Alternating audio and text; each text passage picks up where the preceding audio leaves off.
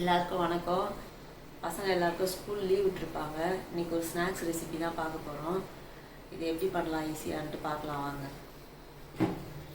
இதுக்கு தேவையான பொருட்கள்: ஒரு கப்பு கோதுமை மாவு, அரை கப்பு மைதா மாவு.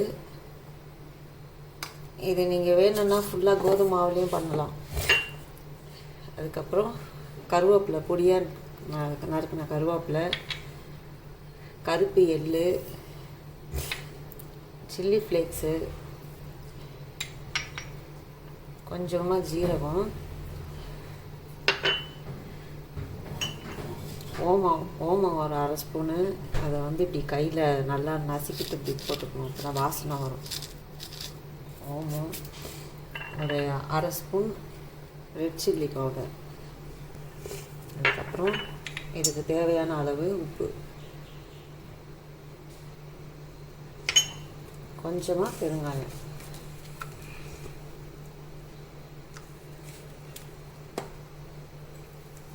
பாருங்கள், நல்லா பிசைஞ்சிட்டோம் மாவு. இப்போ இதை நான் மேடை மேலே சுத்தமாக துடைச்சி சுத்தம் பண்ணி வச்சுருக்கேன். இதில் கொஞ்சம் மாவு தூக்கிக்கலாம். இந்த மாவை 4ஆக பிரிச்சுக்கலாம். 4 உருண்டையாக பிரிச்சுக்கலாம். இல்லை எவ்வளோ மாவு வருதோ அதுக்கேற்ற மாதிரி பிரிச்சுக்கோங்க.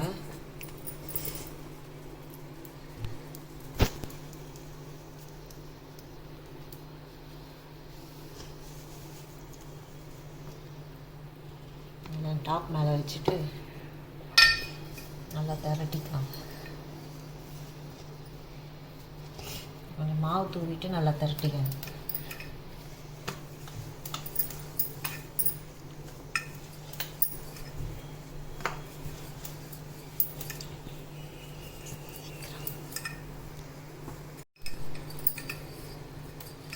இது போல் திரட்டிக்கோங்க.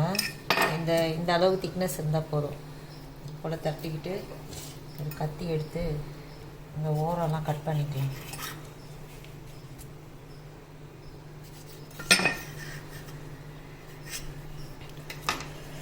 இந்த ஓரை திரும்பவும் மாவு பிசையும் போது போட்டு பிசைஞ்சிக்கலாம், வேஸ்ட் ஆகாது.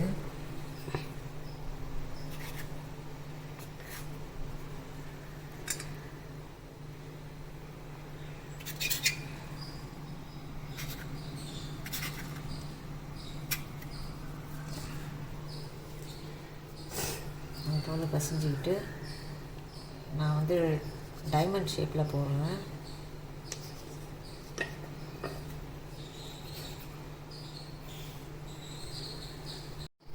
இதை இப்படி ஸ்கொயர் ஷேப்பில் கட் பண்ணிக்கலாம். இதுங்க நீங்கள் டைமண்ட் ஷேப்பு, ரவுண்டு, ஸ்கொயரு எப்படி வேணாலும் கட் பண்ணிக்கலாம், நம்ம விருப்பம்தான்.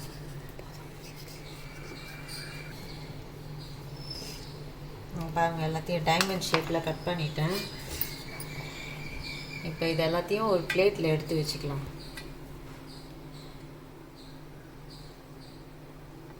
இது போல் ஷேப் வேணாலும் கட் பண்ணிக்கலாம்.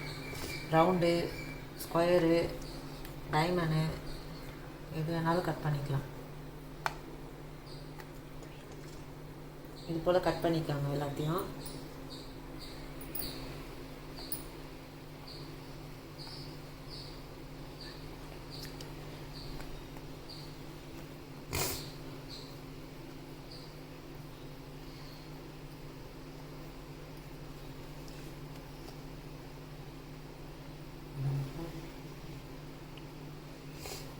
இது போல் கட் பண்ணிடுங்க எல்லாத்தையும்.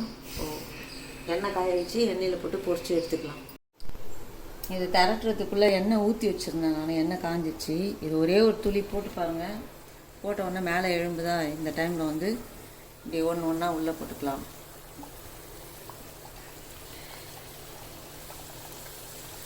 எண்ணெய் சூடானோடனே கொஞ்சம் கொஞ்சமாக அப்படியே மேலே எழும்பி வந்துடும்.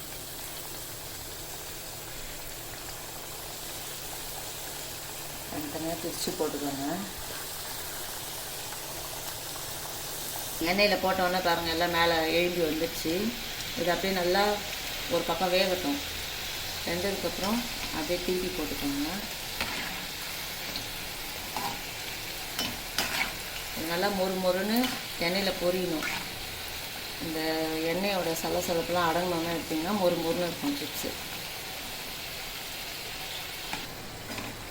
பாருங்கள், எண்ணெய் சலசலப்புலாம் நல்லா அடங்கிருச்சு. இப்போ உடனே எடுத்துடலாம். அதை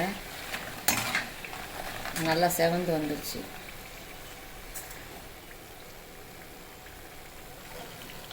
அவ்வளோதான். ஓகேங்களா? சத்தம் கேட்குதா?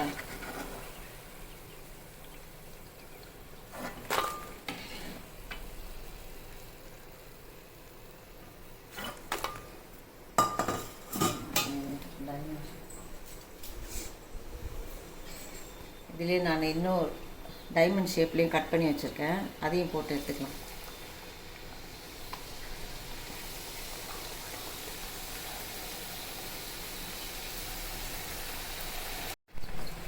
இதுலேயும் எண்ணெய் சலசலப்புலாம் அடங்கிடுச்சு. இப்போ எடுத்துடலாம். இதுவும் இது டைமண்ட் ஷேப்பு.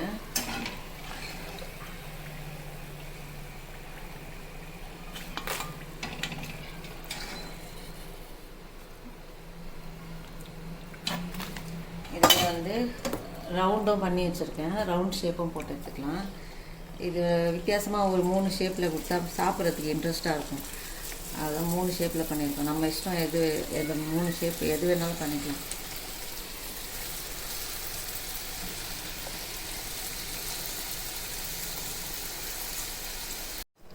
எல்லா பக்கமும் படுற மாதிரி நல்லா குளிக்கணுங்க. அவ்வளோதான். நல்லா கலகலன்னு சவுண்டு வருதுங்க. இதை நான் செய்யும்போதே டீயும் போட்டேன். டீ போடுற நேரம் தான் வந்து ஸ்நாக்ஸ் செய்யறதுக்கு. டீ போடுற 10 நிமிஷத்துல இதை செஞ்சு முடிச்சிடலாம் ஈஸியாக. இதை மாதிரியே பசங்களுக்கு செஞ்சு கொடுங்க.